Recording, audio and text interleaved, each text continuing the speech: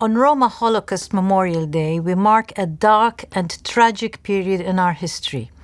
Yet, to date, too few Europeans know about the Roma Holocaust, let alone know how it continues to impact Roma people and communities.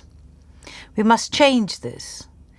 Ignorance is weakness and may allow history to repeat itself.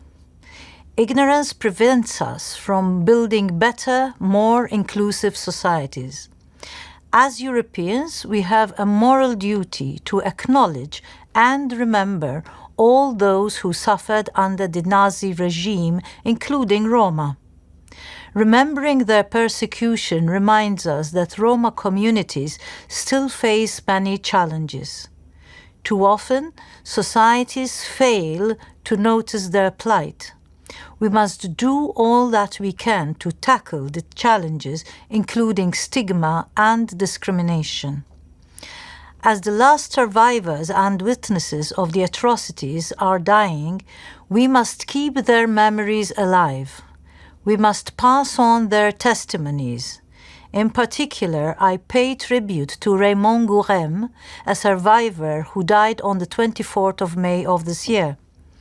He became one of the most passionate voices for mutual respect and solidarity, and an inspirational figure for many young Roma people. We shall honor his memory and echo his voice for generations to come. This year has been a testing time for all of us. The coronavirus has shown how vulnerable we all are. But those who are already vulnerable have suffered the most during the crisis. I was particularly concerned to see how some in society perceive Roma people. They have presented Roma people as public threats or used them as scapegoats, accentuating fear and hate against them. This is exactly why keeping the history of the Holocaust alive is so important. We must publicly condemn, act against, and sanction such racist acts. After the horrors of the 20th century, there can be no room for hatred in the 21st. I therefore call on member states to step up the fight against discrimination and anti-Gypsyism. We must ensure effective policies for the remembrance of atrocities of the past, preserve historic sites that help us retain the collective memory, and promote education and research in this area. Every one of us in the EU must treat our Roma fellow citizens with dignity and respect, as they are an integral part of our societies.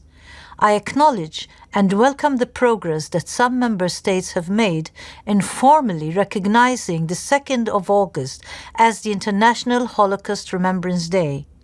Poland was first to recognize it back in 2011.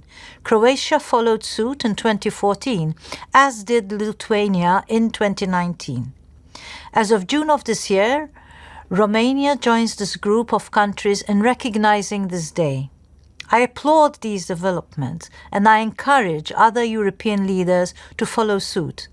Recognizing International Holocaust Remembrance Day can only partially restore some of the dignity that the Nazi regime stole from the victims of the Holocaust, their families, and their communities. But it is a very important step. In doing so, member states are taking an important stand, acting responsibly and upholding a moral duty.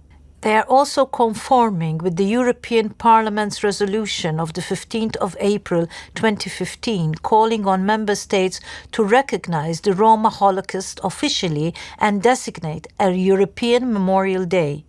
I assure you that I am with you in the fight against anti-Gypsyism and all other forms of hatred. Later this year, I will present a post-2020 strategic EU framework for Roma equality, inclusion and participation for the coming 10-year cycle. Prior to that, I will also put forward an action plan against racism, and I am making sure that the fight against anti-Gypsyism is also an integral part of it. To combat a phenomenon effectively, we must first recognize that it exists. At a time when populism and racism within the EU are on the rise, action and solidarity are more necessary than ever. We need to stay vigilant. We need to invest in education and youth empowerment. We need to strengthen social cohesion and foster policies that enhance the benefits of diversity in our societies. May the memory of all the victims of the Holocaust, including Roma, always remain in our hearts and minds.